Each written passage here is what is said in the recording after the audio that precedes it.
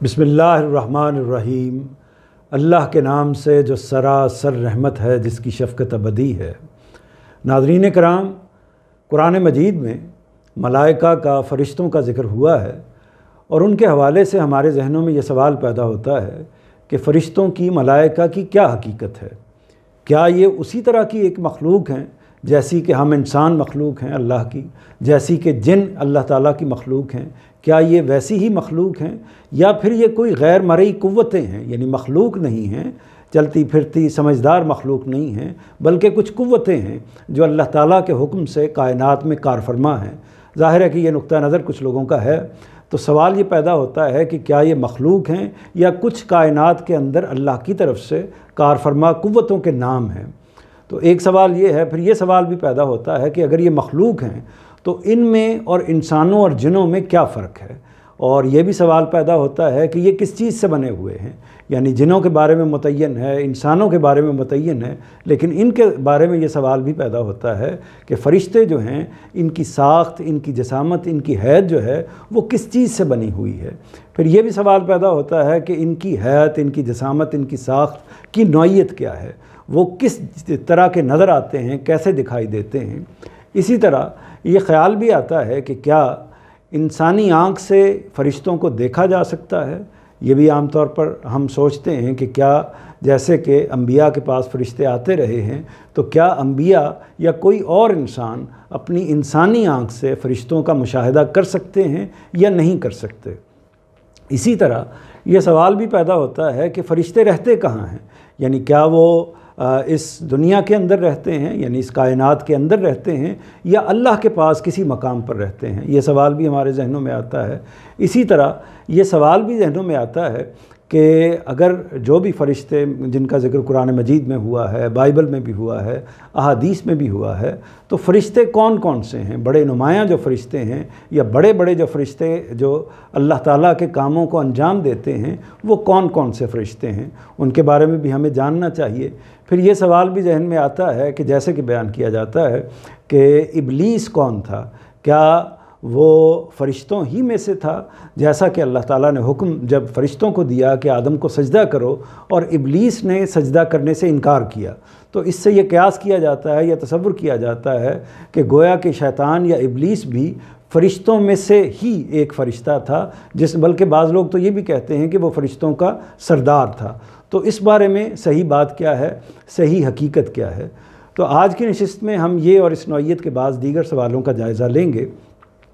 और इन सवालों के हवाले से उस्ताद ग्रामी जनाब जावेद अहमद साहिब गामिदी के मौक़िफ़ को, उनके नुक्ता नज़र को जानने की कोशिश करेंगे। इससे पहले कि हम इस मौजू पर तफसील से और इन सवालात पर गुफ्तगू करें, ये बात इब्तदा ही में समझ लीजिए कि उस्ताद ग्रामी का जो नुक्ता नज़र है उसकी रूह से ये फ़रिश्ते या मलाइका मखलूक हैं, यानी ये अल्लाह की मखलूक हैं, उसी तरह की मखलूक हैं जैसे इंसान मखलूक हैं, उसी तरह की मखलूक हैं जिस तरह जिन मखलूक हैं, और उसी तरह फ़रिश्ते भी अल्लाह ताला की एक मखलूक हैं। यानी ग़ुलाम अहमद परवेज़ साहब या सर सैयद अहमद ख़ान साहब का ये नुक्ता नज़र उनके नज़दीक दुरुस्त नहीं है, गामिदी साहब के नज़दीक ये नुक्ता नज़र दुरुस्त नहीं है कि ये कोई मावराई क़ुव्वतें हैं या ऐसी क़ुव्वतें हैं जो इंसानों को नज़र नहीं आती और कायनात के अंदर अल्लाह ताला के हुक्म से कारफरमा हैं। उनके नुक्ता नज़र को देखा जाए तो चंद मुतय्यन बातें, यानी गामिदी साहब के नुक्ता नज़र का अगर ख़ुलासा मैं इब्तदा में करना चाहूँ तो चंद मुतय्यन बातें वाज़ेह होती हैं। पहली बात यह है कि ये उसी तरह अल्लाह ताला की मखलूक हैं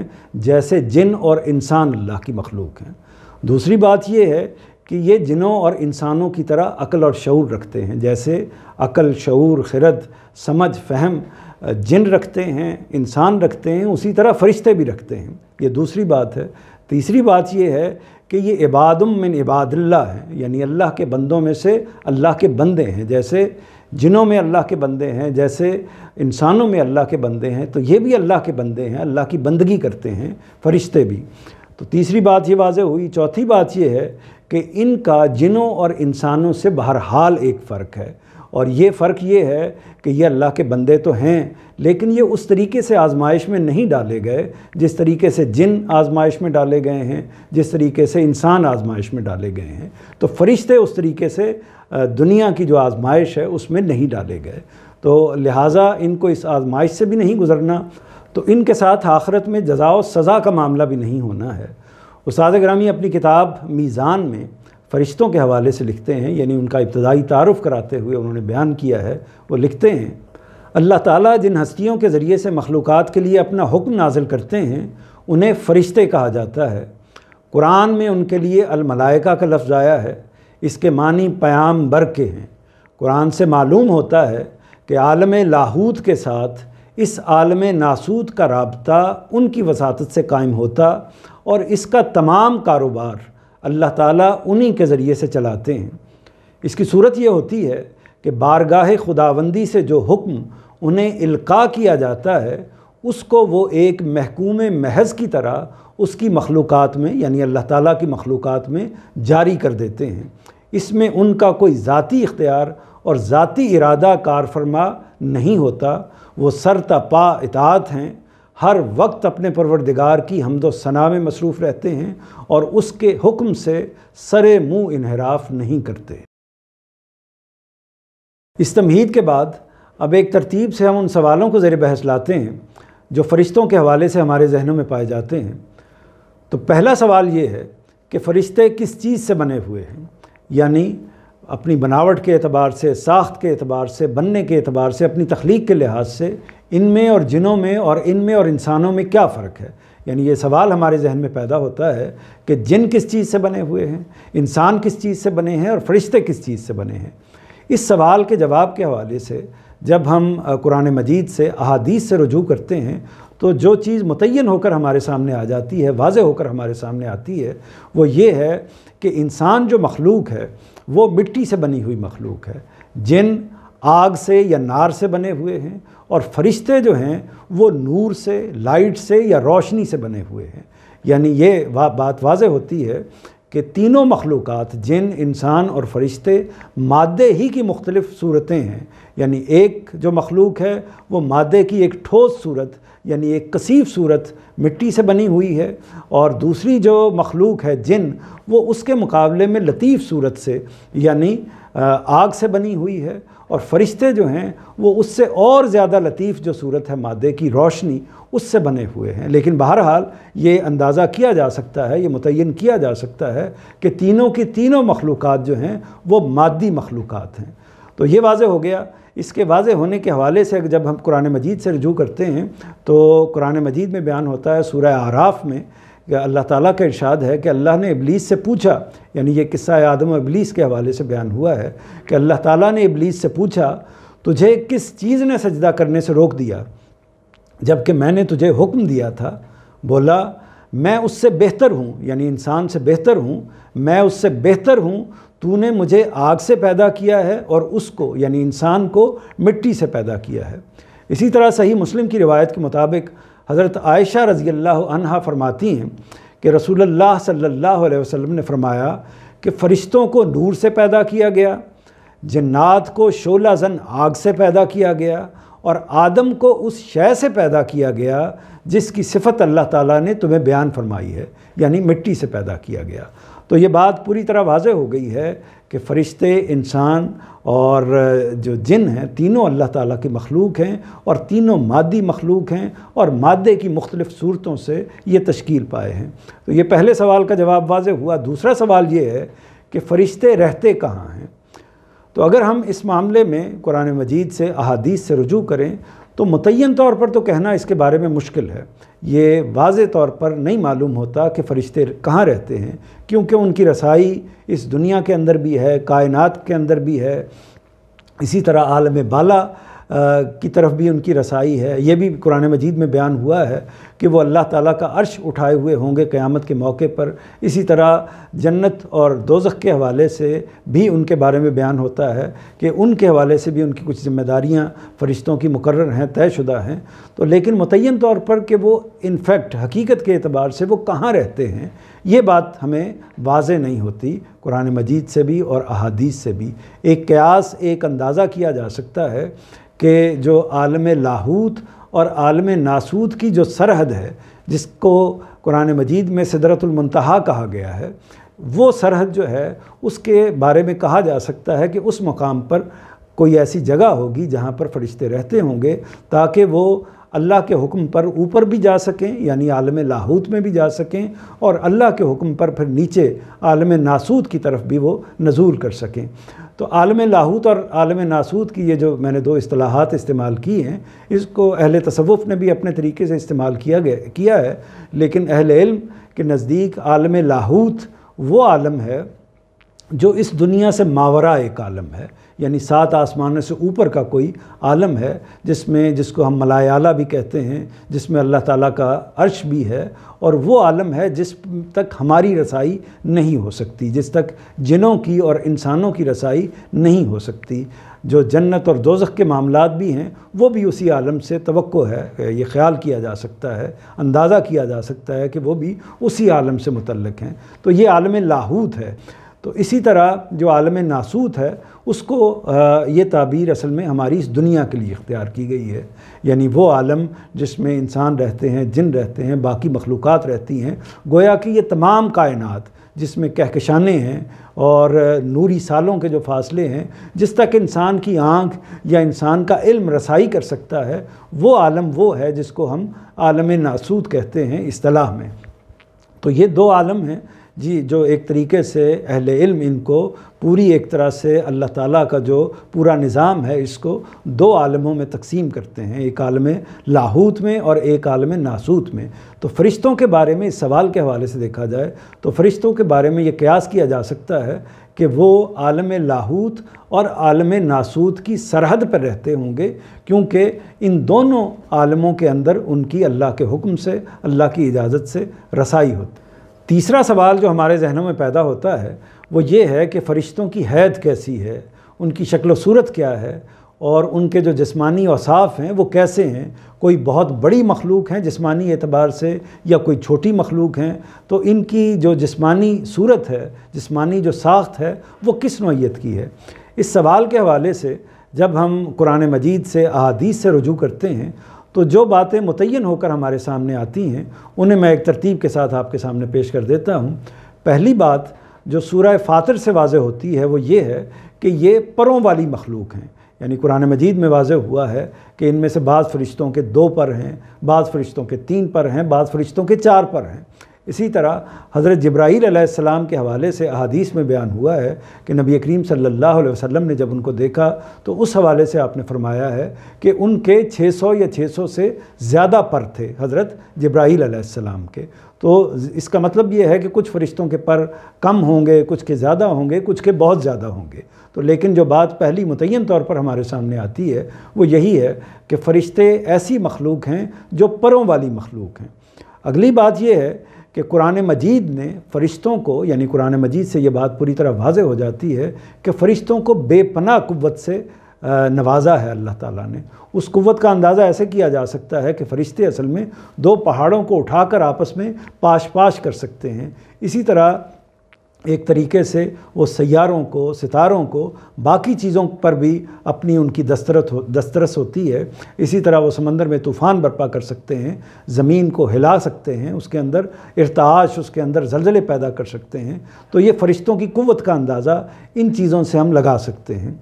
تیسری بات جو واضح ہوتی ہے وہ سورہ نجم میں حضرت جبرائیل علیہ السلام کے بارے میں بیان ہوا ہے کہ نبی کریم صلی اللہ علیہ وسلم نے ان کو ایک طرح سے جب ان کی اصل ساخت میں دیکھا ہے تو وہ غیر معمولی ساخت ہے، یعنی وہ اتنا بڑا ان کا وجود ہے، اتنا بڑا ان کا جسم ہے، اتنا عظیم الشان ہے کہ گویا کہ وہ پورے آسمان پر چھایا ہوا تھا، پورا افق جو ہے وہ اس سے بھرا ہوا تھا۔ اور ان کے مزید روایتوں میں یہ بھی بیان ہوا ہے کہ ان کا ایک بازو جو ہے وہ پورے کے پورے افق پر چھایا ہوا تھا۔ تو یہ ایک موقع ہے جب نبی کریم صلی اللہ علیہ وسلم نے حضرت جبرائیل علیہ السلام کو براہ راست دیکھا اور اس کیفیت میں دیکھا کہ وہ اپنی اصل حالت میں تھے۔ تو حضور نے ان کو دیکھا اور دیکھنے کے بعد روایتوں میں یہ بات بیان ہوئی ہے۔ تو اسی طرح جو ان کی رفتار کے بارے میں بھی ہم اندازہ کر سکتے ہیں، فرشتوں کی رفتار کے حوالے سے جو غالباً مختلف فرشتوں کی کم یا زیادہ ہو سکتی ہے، لیکن روح الامین حضرت جبرائیل علیہ السلام کی جو رفتار قرآن مجید میں سورہ معارج میں بیان ہوئی ہے وہ یہ ہے کہ وہ جب اللہ تعالیٰ کی طرف چڑھتے ہیں، یعنی وہ اللہ تعالیٰ کی طرف جاتے ہیں اللہ تعالیٰ کے احکامات کو وصول کرنے کے لیے یا قرآن مجید کو لانے کے لیے، جب وہ اللہ تعالیٰ کے پاس جاتے تھے تو وہ ان کی جو سپیڈ تھی وہ کیا تھی؟ تو انسانی حساب سے یہ بیان کیا گیا ہے قرآن مجید میں کہ انسانی حساب سے وہ 50,000 سال کے اندر وہ ان کا ایک دن ہے جس میں وہ یعنی ایک دن میں پہنچتے ہیں، اور وہ ایک دن ہمارے حساب سے انسانوں کے حساب سے 50,000 سال کے برابر ہے۔ اب اس کی حقیقت کیا ہے، کیا نوعیت ہے، یہ ظاہر ہے کہ یہ معاملہ امور متشابہات میں سے ہے، اس لیے ہمیں اس کے درپے نہیں ہو جانا چاہیے، لیکن واضح ہوتا ہے کہ ان کی سپیڈ اتنی زیادہ ہے کہ جتنی سپیڈ ایک اندازہ کیا جا سکتا ہے کہ جتنی رفتار سے انسان اپنی تمام قوتوں کو بروئے کار لا کر 50,000 سال میں وہ سپیڈ اختیار کرتا ہے یا جتنا سفر طے کرتا ہے اتنا حضرت جبرائیل علیہ السلام ایک دن میں طے کر سکتے ہیں۔ تو یہ ان کی جو رفتار ہے اس کا اندازہ اس بات سے کیا جا سکتا ہے۔ تو یہ تیسرے سوال کی وضاحت ہو گئی۔ چوتھا سوال یہ ہے کہ فرشتوں کی جو اصل صورت ہے کیا ان کو اس انسانی آنکھ سے دیکھا جا سکتا ہے؟ ان کی اصل صورت کو یعنی فرشتوں کو انسانی آنکھ یہ کیپیسٹی رکھتی ہے کہ وہ ان کا مشاہدہ کر سکے؟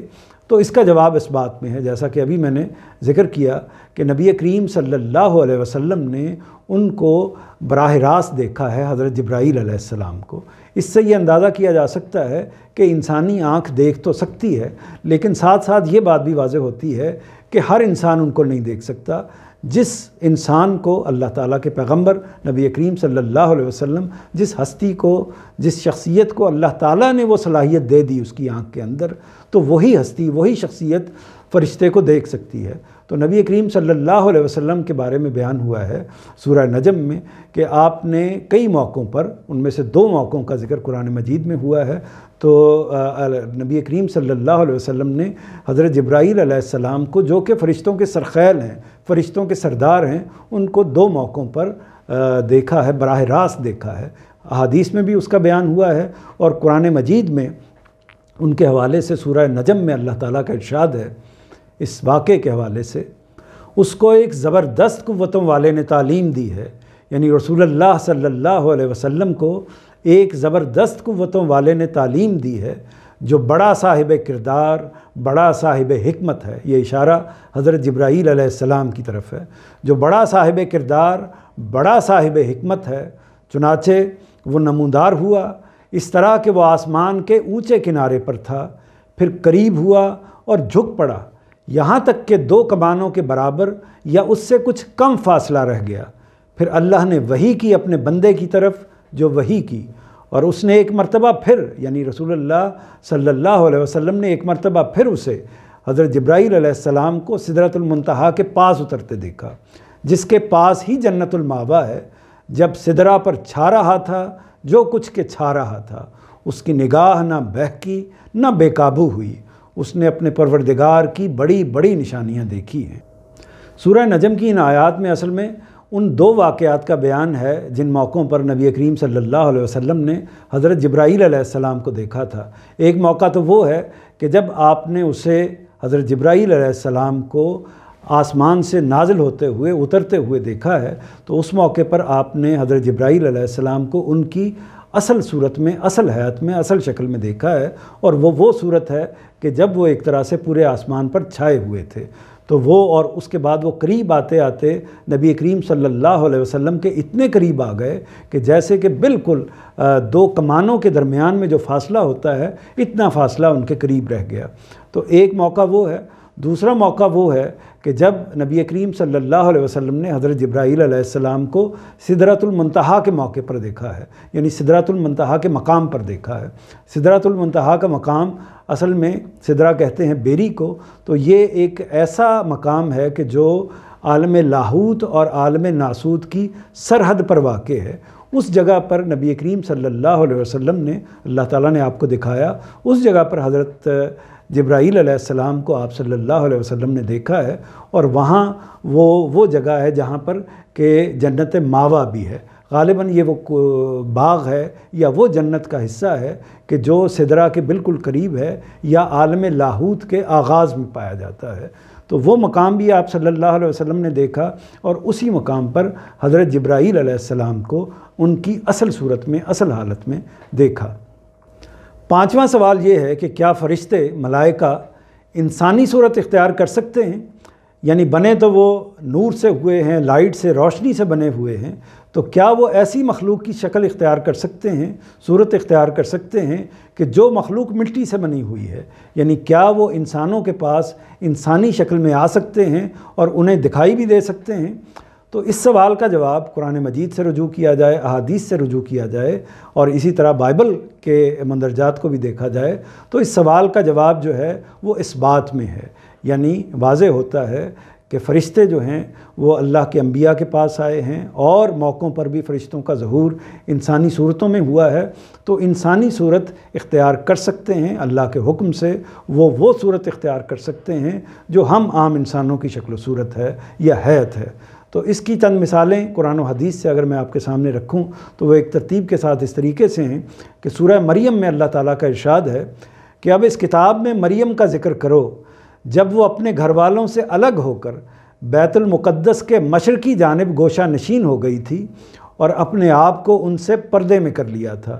پھر ہم نے ان کے پاس اپنا فرشتہ بھیجا اور وہ اس کے سامنے ایک پورے آدمی کی صورت میں نمودار ہو گیا۔ مریم نے اسے دیکھا تو بول اٹھی کہ میں تم سے خدائے رحمان کی پناہ میں آتی ہوں اگر تم اس سے ڈرنے والے ہو۔ اس نے کہا میں تمہارے پروردگار ہی کا فرستادہ ہوں اور اس لیے بھیجا گیا ہوں کہ تمہیں ایک پاکیزہ فرزند عطا کروں۔ تو اسی طرح سورہ زاریات میں، سورہ ہود کی آیات سے واضح ہے کہ جب فرشتے قوم لوط پر اللہ کا عذاب لے کر آئے تو وہ نوجوان لڑکوں کی صورت میں آئے تھے۔ اسی طرح قوم لوط کے پاس اللہ کا عذاب لانے سے پہلے وہ حضرت ابراہیم کے پاس گئے ہیں، تو وہاں بھی وہ انسانی شکل میں گئے ہیں، اور اسی وجہ سے حضرت ابراہیم علیہ السلام نے ان کے سامنے بھنا ہوا بچھڑا پیش کیا ہے۔ یہ بات بھی قرآن مجید سے واضح ہوتی ہے۔ اسی طرح جو احادیث میں بھی، قرآن مجید میں بھی یہ واضح ہوتا ہے کہ جو حضرت خضر علیہ السلام، حضرت موسیٰ علیہ السلام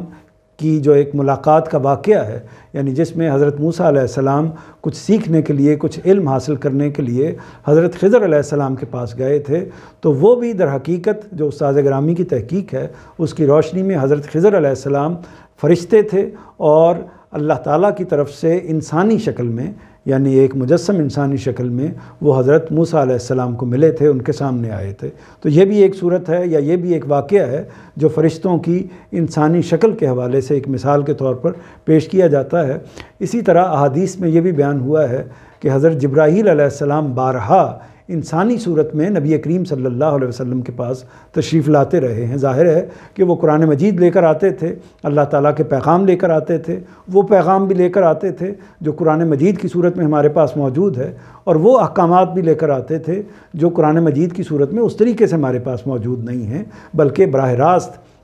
اللہ تعالیٰ کے پیغمبر کے وہ احکامات تھے جو آپ کو اقدامات کرنے کے لیے اللہ تعالیٰ کی طرف سے بھیجے جاتے تھے۔ تو وہ احکامات بھی لے کے آتے تھے حضرت جبرائیل علیہ السلام۔ تو وہ جب آپ کے پاس آتے تھے تو بالعموم بیان کیا جاتا ہے کہ وہ ایک صحابی رسول حضرت دحیہ کلبی کی صورت میں تشریف لاتے تھے۔ اسی طرح بعض موقعوں پر کسی اور شخصیت کی صورت میں، بعض موقعوں پر کسی اجنبی آدمی کی صورت میں وہ آپ کی مجلس میں یا آپ کے پاس بھی آ گئے تھے، اور اسی طرح نبی کریم صلی اللہ علیہ وسلم ان سے براہ راست ایک انسان کے طور پر بھی معاملہ کرتے تھے، گفتگو کرتے تھے۔ اس کی جو سب سے نمایاں ایک مثال ہے، سب سے مشہور، سب سے معروف، جو عام طور پر سب لوگ اس کو جانتے ہیں، وہ واقعہ ہے کہ جب حضرت جبرائیل علیہ السلام ایک بھری مجلس میں، یعنی تمام جو نبی کریم صلی اللہ علیہ وسلم کے قریبی صحابہ ہیں وہ آپ کے پاس موجود تھے، اور اس مجلس کے اندر نبی کریم صلی اللہ علیہ وسلم تشریف فرما تھے، باقی تمام جلیل القدر صحابہ بیٹھے ہوئے تھے۔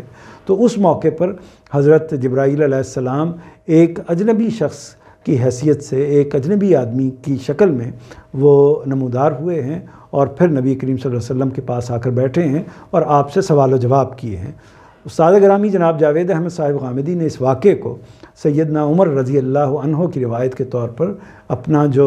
حدیث کی شرح کا کام ہے اس کے اندر اس واقعے کو بڑی تفصیل کے ساتھ بیان کیا ہے۔ اس کو میں آپ کے سامنے پیش کر دیتا ہوں، اس سے وہ تفصیل سامنے آ جائے گی، وہ پوری تصویر آپ کے سامنے آ جائے گی کہ کیسے حضرت جبرائیل علیہ السلام یا کیسے اللہ تعالیٰ کا فرشتہ انسانی صورت میں انسانوں کے سامنے اور بالخصوص نبی کریم صلی اللہ علیہ وسلم کے سامنے آیا کرتا تھا۔ تو آپ اس کو ملاحظہ کیجئے۔ استاد گرامی بیان کرتے ہیں کہ سیدنا عمر رضی اللہ عنہ سے روایت ہے کہ انہوں نے فرمایا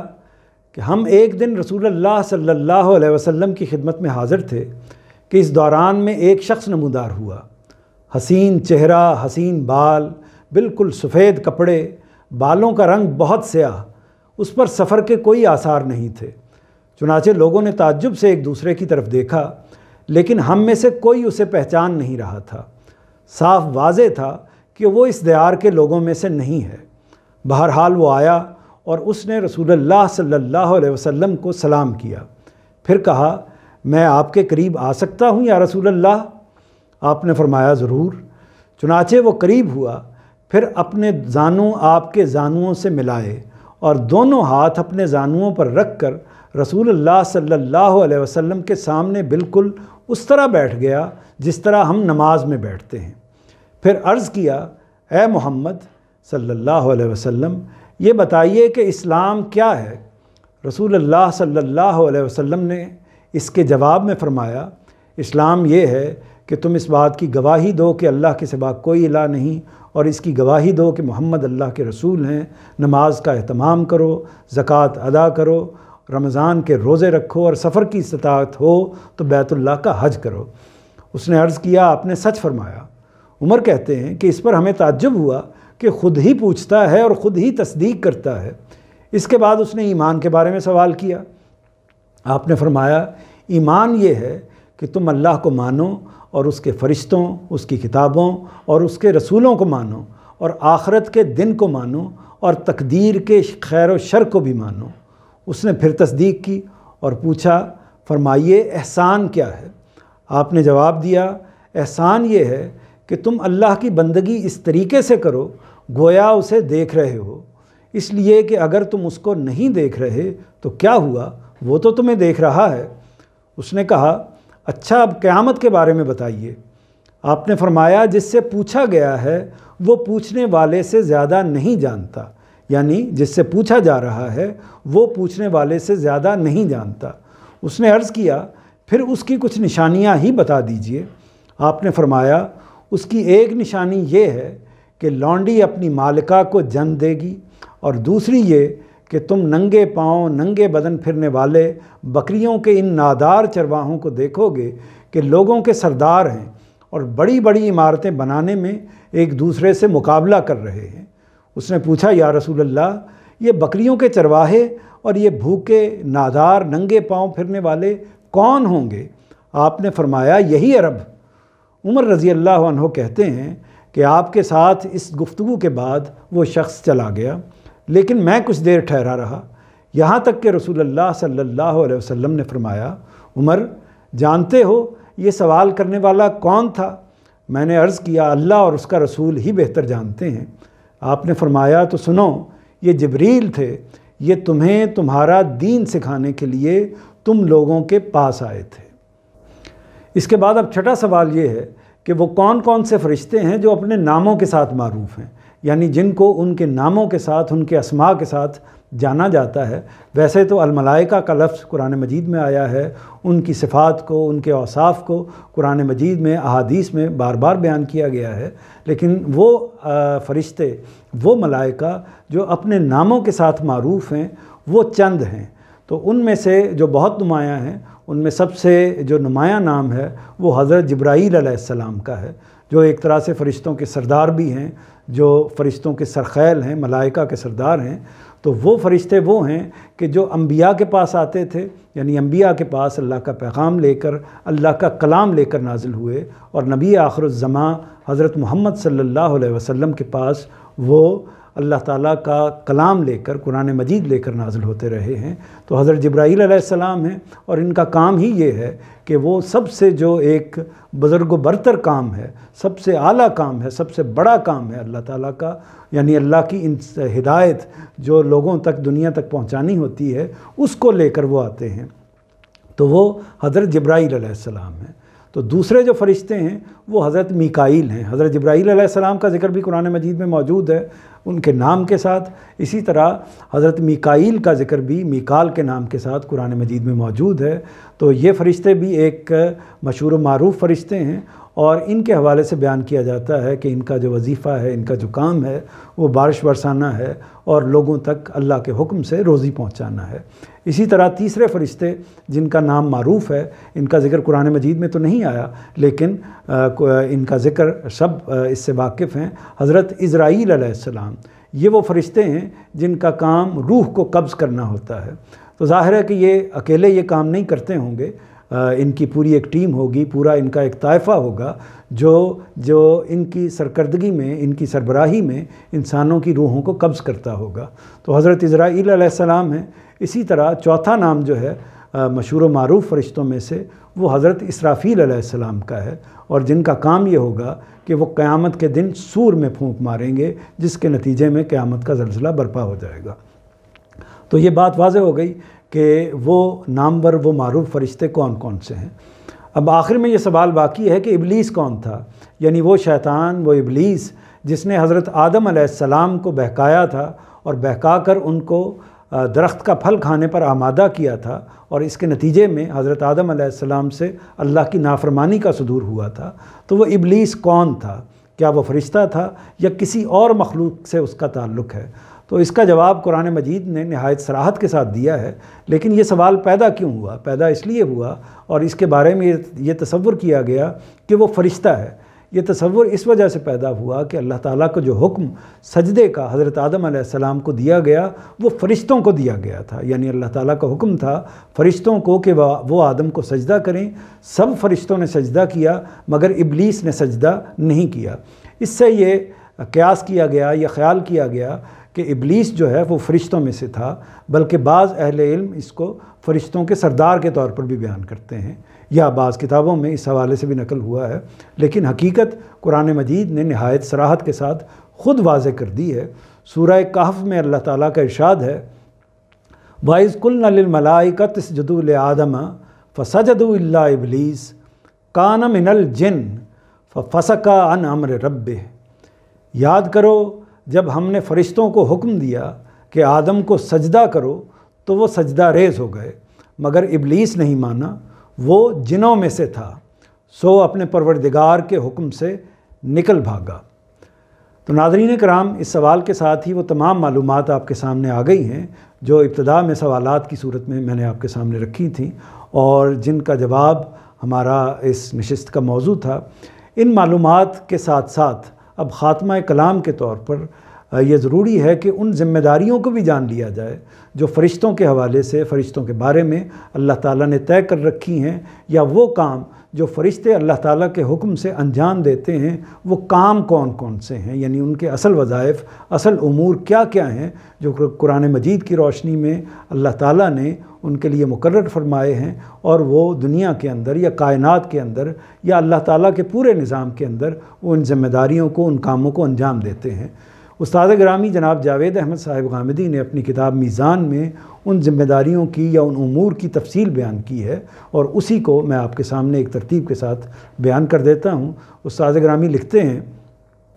فرشتوں کے جو فرائض اور ذمہ داریاں قرآن میں بیان ہوئی ہیں وہ یہ ہیں، وہ خدا کا حکم اس کی مخلوقات میں جاری کرتے ہیں، وہ جس طرح حکم لے کر اترتے ہیں اسی طرح بارگاہ خداوندی میں پیشی کے لیے عروج بھی کرتے ہیں، وہ نبیوں پر وحی نازل کرتے ہیں، وہ انسانوں کے علم و عمل کی نگرانی کرتے اور ان کا دفتر عمل محفوظ رکھتے ہیں، وہ لوگوں کے لیے بشارت اور عذاب لے کر اترتے ہیں، وہ خدا کی تسبیح و تحلیل میں مصروف رہتے اور زمین والوں کے لیے اس کے حضور میں مغفرت کی دعائیں کرتے ہیں، وہ لوگوں کی روحیں قبض کرتے ہیں، وہ دنیا اور آخرت دونوں میں ایمان والوں کے رفیق ہیں اور موت کے وقت انہیں جنت کی بشارت دیتے ہیں، دوزخ کا نظم و نسق بھی انہی کے سپرد ہوگا۔ قرآن کے اشارات سے معلوم ہوتا ہے کہ یہی صورت جنت میں بھی ہوگی۔ اقول قولی ھذا واستغفر اللہ لی ولکم ولسائر المسلمین۔